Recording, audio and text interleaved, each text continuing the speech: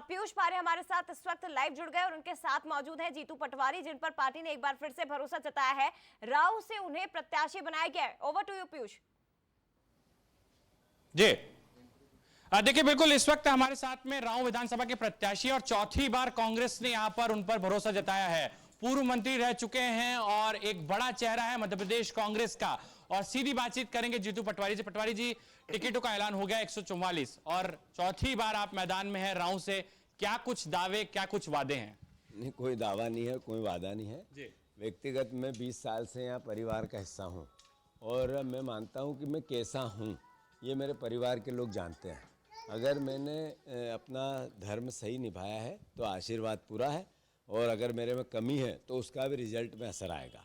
तो मैं मानता हूँ कि मुझे अपने अंतर मन में ये शांति है, सुकून है कि मेरे परिवार के लोगों ने जितना प्रेम किया उससे ज़्यादा मैंने कोशिश की उनके लिए सेवा करने की, विनम्र रहने की।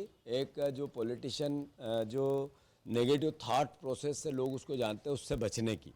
तो मैं मानता हूँ कि मेरे परिवार के लोगों का, मैंने कहा मेरी विधानसभा मेरा परिवार है, तो जब परिवार है तो फिर है। मैंने उसमें कांग्रेस बीजेपी में भेद नहीं किया कभी।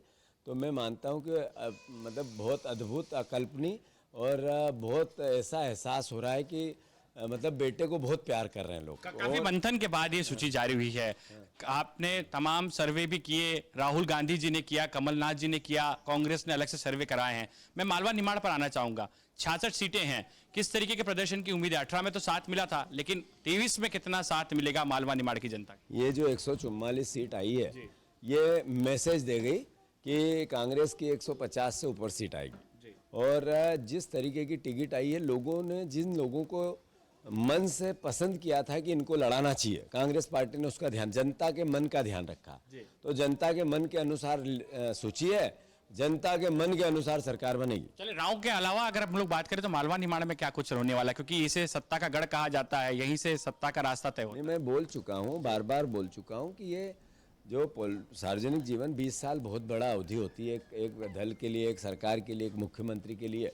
तो मध्य प्रदेश अगर भयावह स्थिति में गया, अगर 1 करोड़ बेरोजगार बच्चे हैं तो क्यों हैं, आज ये किसान आत्महत्या करता है तो क्यों है, महंगाई है तो क्यों है, करप्शन है तो क्यों है, वल्लभ भवन की फाइलें जली तो क्यों जली?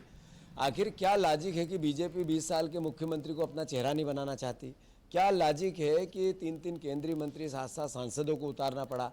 ये मैसेज क्या है? ये मैसेज है कि बीजेपी भी जानती है कि हमारे खिलाफ वातावरण है। अच्छा, आपकी सीट पर पूरे प्रदेश की नजरें हैं। पिछला मुकाबला भी काफी दिलचस्प रहा था, एक नेक टू नेक मुकाबले की जीत थी। इस बार जीतू पटवारी क्या कुछ दावा कर रहे हैं? जनता के बीच तो हैं, हम लगातार देख भी रहे हैं।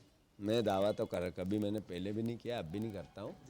मेरा एक ही लक्ष्य है, एक ही ध्येय है, एक ही सोच है, एक ही विचार है और एक ही तरीका है सार्वजनिक जीवन जीने का, विनम्रता, हाथ जोड़ के सेवा। कोई ऐसी बात जो मुझे मन को अच्छी नहीं लगे उसको भी मतलब आप कम खाओ और गम खाओ वाली प्रोसेस, और मैं मानता हूं कि उसमें मैं सफल हुआ। अच्छा, एक अंतिम सवाल है जी। सफल हुआ हूं तो मैं मानता हूं कि अल्टीमेटली, मतलब मैं दावा नहीं करता पर 100% कहीं से भी कोई गुंजाइश दिखती नहीं है। ये मेरे परिवार के लोग मुझे फिर अवसर देंगे और सरकार बनेगी, उसमें मेरी पार्टी मुझे अच्छा दायित्व देगी और उस दायित्व का विकास पंख लगेंगे राव को।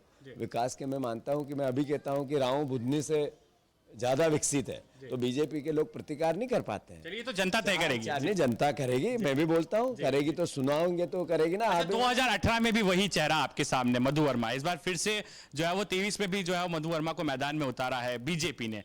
चुनौती कितनी है? क्योंकि 2018 के इलेक्शन में टक्कर तो अच्छी दी थी, लेकिन 23 में भी किस तरीके का मुकाबला है? नहीं, वो बुजुर्ग आदमी है, अच्छे आदमी है, भले आदमी है। कभी उनके लिए मैंने एक शब्द भी आज तक नेगेटिव नहीं बोला।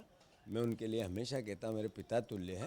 तो जब पिता को पिता कहता हूँ और फिर उनकी बुराई ढूंढूं, ये अच्छे परिवार के सदस्य का व्यवहार नहीं है। वो भी उनका काम कर रहे हैं, उनकी पार्टी का काम कर रहे हैं, उनके विचार का काम कर रहे हैं, अपने दायित्व का निर्वाह कर रहे हैं। पर जब कंपेरेटिव भारतीय परंपरा में बेटे को काम पे लगाया जाता है, पिता को नहीं, तो पिता की सेवा करूंगा और बेटा काम पे जाएगा। इस सीट पर राहुल गांधी जी प्रचार करने आएंगे, ऐसा भी है? क्योंकि जिस तरीके की करीबी आपकी रही है राहुल गांधी जी। नहीं, अभी आए तो बहुत अच्छा बात है, पर मैं समझता हूं कि ये सब राहुल गांधी तो है, ये कौन है? चलिए, जीतू पटवारी हैं और राव से कहीं ना कहीं उन्हें एक बार फिर से कांग्रेस ने मौका दिया है। पूर्व मंत्री हैं, कह रहे हैं कि एक बार फिर से मैदान में हैं और जनता यहां पर तय करेगी कि आखिर राव में कौन जो है वो ठीक अपना है, लेकिन दबदबा इस कायम बार करने में किस कामयाब तरह का मुकाबला देखने को मिलेगा पीयूष, ये देखने वाली बात होगी।